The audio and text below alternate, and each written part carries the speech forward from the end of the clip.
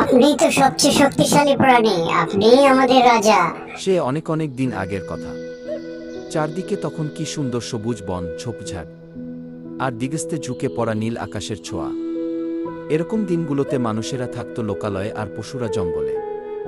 মানুষ তখন একটু একটু করে শব্দ হচ্ছে, কি করে সবার সঙ্গে মিলেমিশে থাকা যায় শিখছে সেই সব কায়দা কানুন।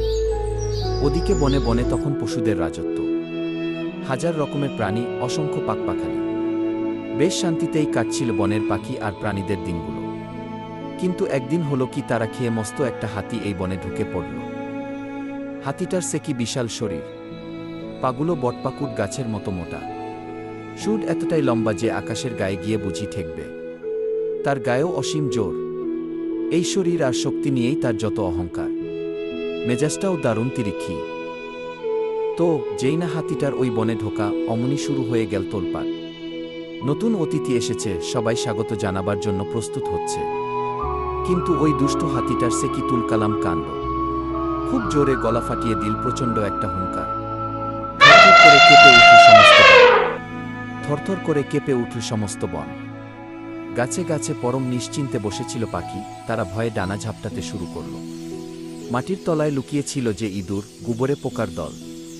তারা বুঝতে চাইল কি এমন ঘটল যে এমন করে কেঁপে উঠল মেদিনী। হাতিটা এমন ভাব করতে শুরু করল, সেই বুঝি বনের রাজা। গুরুগম্ভীর ভারিক্কি চালের কেশর দোলানো অমিত শক্তিধর সিংহ।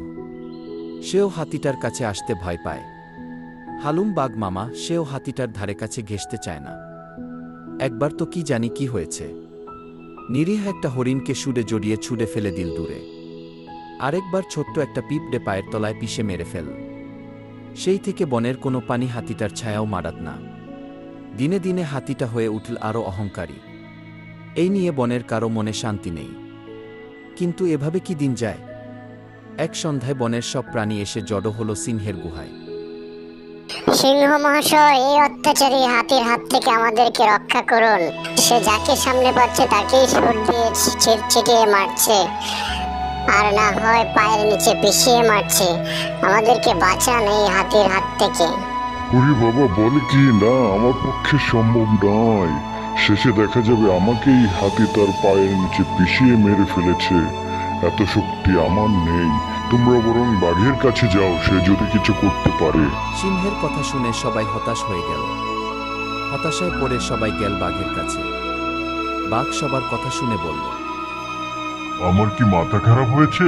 আমি মরতে যাবো ওই হাতির কাছে? হাতি সুর দিয়ে পেঁচিয়ে আমাকে কোথায় নিয়ে ফেলবে তার কোনো ঠিক নেই। যাও তোমরা। সিংহ এবং বাঘের কাছে হতাশ হয়ে বনের পশুরা সবাই গেল তাদের শেষ ভরসা শিয়াল পণ্ডিতের কাছে। পণ্ডিত মশাই, আপনি আমাদের শেষ ভরসা। ওই হাতির হাত থেকে আমাদেরকে রক্ষা করুন। সিংহ আর বাঘ তারা তো মুখ ফিরিয়ে নিয়েছে। সবাই যখন বিপদে পড়েছো, দেখি তোমাদের জন্য কি করতে পারি। দিন আসে দিন যায়। একদিন শিয়াল ভয়ে ভয়ে হাজির হলো হাতির আস্তানা। লেজ গুটিয়ে একটা সালাম দিল, বলল, আপনি তো সবচেয়ে শক্তিশালী প্রাণী, আপনিই আমাদের রাজা। ওই দেখুন, নদীর ওপারে সবাই উদ্গ্রীব হয়ে বসে আছে আপনাকে রাজা হিসেবে বরণ করে নিতে। হাতি তো শিয়ালের কথা শুনে মহা খুশি। আচ্ছা চলো যাই নদীর ওপারে।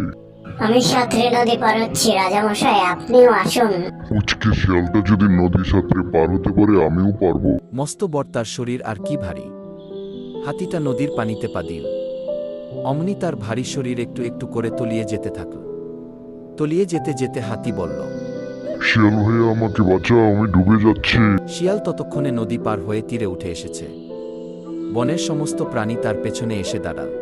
তোমাকে বাঁচাবো আমরা? এতদিন তোমার অত্যাচারে আমরা শান্তিতে ঘুমাতে পারিনি। তোমাকে শাস্তি দেওয়ার জন্যই আজ নদীতে নিয়ে আসছি। হাতিটি আস্তে আস্তে পানিতে তলিয়ে গেল। বনের যত প্রাণী ছিল সবাই শিয়ালের কথার প্রতিধ্বনি করে সমস্বরে বলে উঠল, ঠিক বলেছে শিয়াল ভাই, আর দেখ না হাতির ছায়া, আমরা এখন মুক্ত স্বাধীন নাচছি সবাই তাধিন তাধিন। হাতি না থাকাতে জঙ্গলে আবার প্রাণ ফিরে পেল। সকল প্রাণী সুখে শান্তিতে বসবাস করতে লাগলো জঙ্গলে, আর কারো কোনো দুঃখ রইল না।